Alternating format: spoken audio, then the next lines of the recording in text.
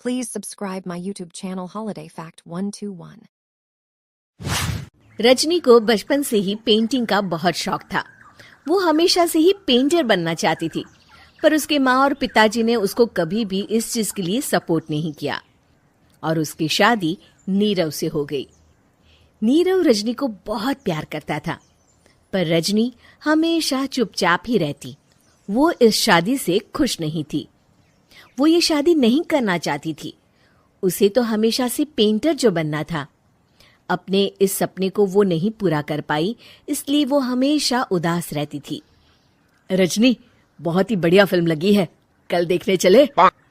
नहीं जी, कल मुझे बहुत काम है, मैं नहीं जा पाऊंगी। अच्छा तो कोई बात नहीं, संडे को चलते हैं। देखिए, मुझे फिल्म देखना पसंद नहीं है। आपको जाना है तो चले जाइए। नीरव को मना करके रजनी वहां से चली जाती है और अपने बैग को खोलकर उसमें बंद पड़े ब्रश और कलर्स को देखकर रोने लगती है। रजनी, चलो ना कहीं बाहर खाने चलते हैं, कुछ तुम्हारी पसंद का। जी, मुझे नहीं जाना, मेरी तबीयत ठीक नहीं है। रजनी वहां से चली जाती है। नीरव को समझ नहीं आता कि रजनी उससे इतना दूर क्यों रहती है। वो जब भी उसके साथ वक्त बिताना चाहता है, रजनी कोई ना कोई बहाना बना देती है। एक दिन घर पर कोई नहीं था।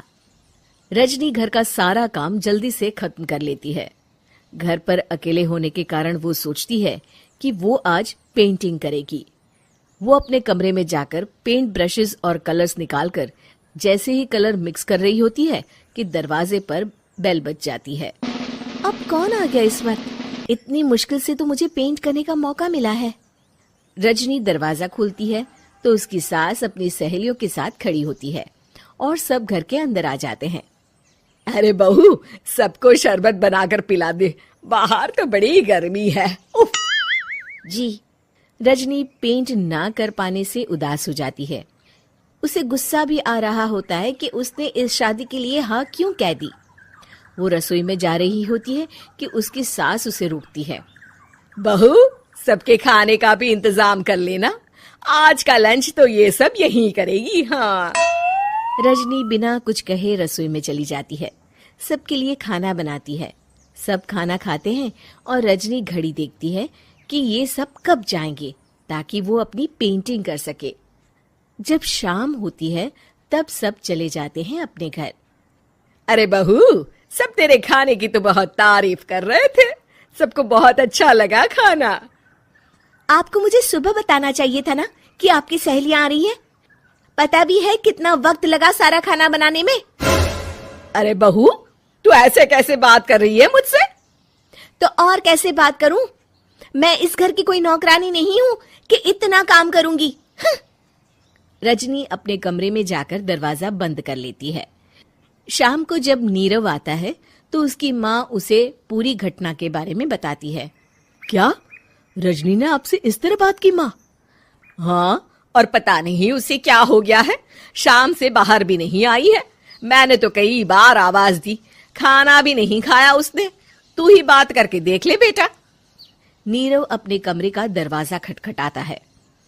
रजनी, दरवाजा खोलो, मैं हूं। रजनी दरवाजा खोलती है और फिर वापस जाकर अपने बिस्तर पर लेट जाती है। रजनी, माँ से बात करने का ये क्या तरीका है?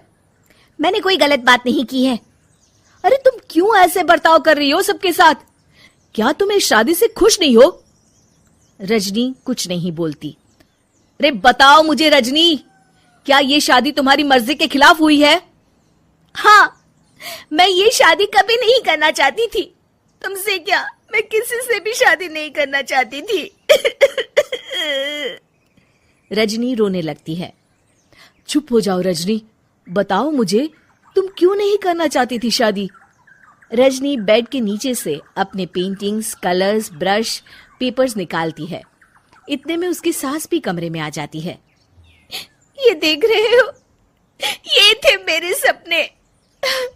मैं पेंटर बनना चाहती थी, पर माँ पापा ने कभी सपोर्ट नहीं किया और मेरी शादी करवा दी। मेरे सारे सपने टूट गए। हर वक्त बस गुस्सा आता रहता है मुझे। मैं जानती हूँ कि आप लोगों की इसमें कोई गलती नहीं है, पर मैं क्या करूं, मुझे समझ में नहीं आता।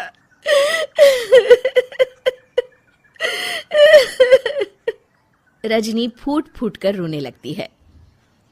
मुझे माफ कर दीजिए, आप दोनों के साथ मैं बहुत बुरा बर्ताव कर रही हूँ। अरे रजनी बेटा, चुप हो जाओ तुम। नीरव पानी लेकर आता है। ये लो पानी पियो और शांत हो जाओ।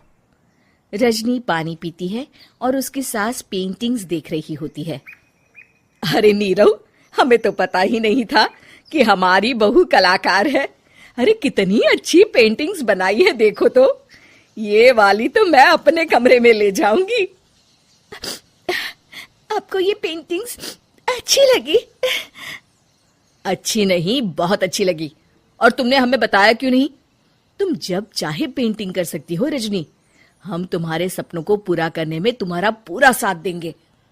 हाँ बेटा, हम कला की कद्र करते हैं। हम कलाकार तो नहीं, पर मुझे गर्व है कि मेरी बहू एक कलाकार है। रजनी, नीरव और सास तीनों हंस पड़ते हैं।